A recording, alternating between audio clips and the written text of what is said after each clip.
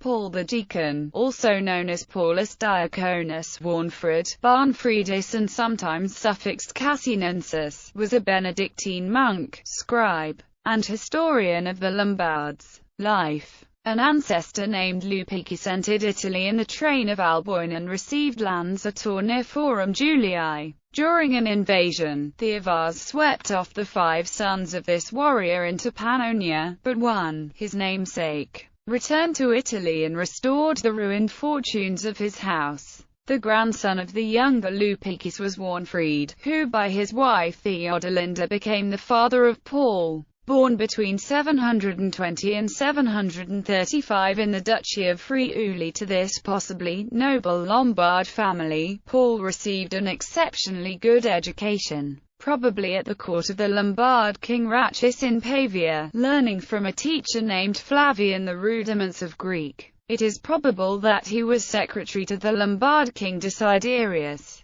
A successor of Ratchis, it is certain that this king's daughter Adelperga was his pupil. After Adelperga had married Aricius II, Duke of Benevento, Paul at her request wrote his continuation of Eutropius. It is certain that he lived at the court of Benevento, possibly taking refuge when Pavia was taken by Charlemagne in 774, but his residence there may be much more probably dated to several years before that event. Soon he entered a monastery on Lake Como, and before 782 he had become a resident at the great Benedictine house of Monte Cassino, where he made the acquaintance of Charlemagne. About 776 his brother Aricius had been carried as a prisoner to Francia, and when 5 years later the Frankish king visited Rome, Paul successfully wrote to him on behalf of the captive. His literary achievements attracted the notice of Charlemagne, and Paul became a potent factor in the Carolingian Renaissance.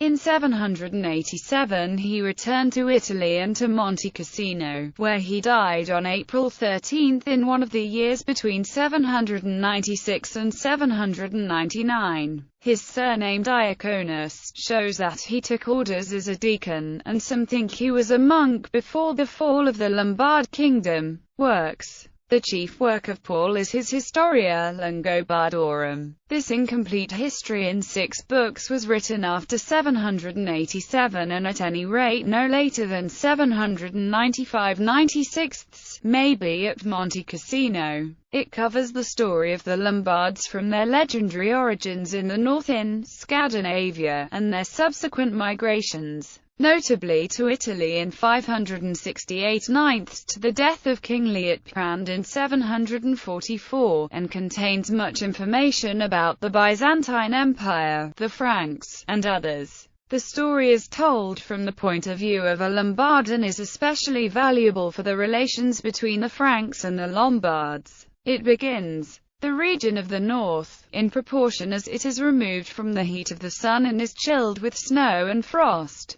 is so much the more healthful to the bodies of men and fitted for the propagation of nations, just as, on the other hand, every southern region, the nearer it is to the heat of the sun, the more it abounds in diseases and is less fitted for the bringing up of the human race. Among his sources, Paul used the document called the Origo Gentis Langobardorum, the Liber Pontificalis, the lost history of Secundus of Trent, and the lost annals of Benevento. He made a free use of Bede, Gregory of Tours and Isidore of Seville. Cognate with this work is Paul's Historia Romana, a continuation of the Breviarium of Eutropius. This was compiled between 766 and 771, at Benevento. The story runs that Paul advised Adelperga to read Eutropius. She did so, but complained that this pagan writer said nothing about ecclesiastical affairs and stopped with the accession of the Emperor Valens in 364. Consequently Paul interwove extracts from the scriptures, from the ecclesiastical historians and from other sources with Eutropius, and added 6 books, thus bringing the history down to 553. This work has value for its early historical presentation of the end of the Roman Empire in the West, although it was very popular during the Middle Ages. It has been edited by H. Droysen and published in the Monumenta Germania Historica, Auctors Antiquissima, Band E, as well as by A. Crivellucci, in Fonti per la Storia di Italia. 51. Paul wrote of the request of Angilram, Bishop of Metz, a history of the bishops of Metz to 766, the first work of its kind north of the Alps. Translated in English in 2013 as Liber Episcopus Metensibus. He also wrote many letters, verses and epitaphs, including those of Duke, Prince Aricius II of Benevento and of many members of the Carolingian family. Some of the letters are published with the Historia Langobardorum in the Monumenta. The poems and epitaphs edited by Ernst Dummler will be found in the Poetae Latinae Aevi Carolini. Band I. Fresh material having come to light, a new edition of the poems has been edited by Karl Neff, who denies, however, the attribution to Paul of the most famous poem in the collection, the Uquint Laxus, a hymn to Saint John the Baptist, which Guido di Arezzo fitted to a melody which had previously been used for Horace's Ode 4.11. From the initial syllables of the first verses of the resultant setting he then took the names of the first notes of the musical scale. Paul also wrote an epitome, which has survived, of Sextus Pompeius Festus ad Significature Verborum. It was dedicated to Charlemagne. While in Francia, Paul was requested by Charlemagne to compile a collection of homilies.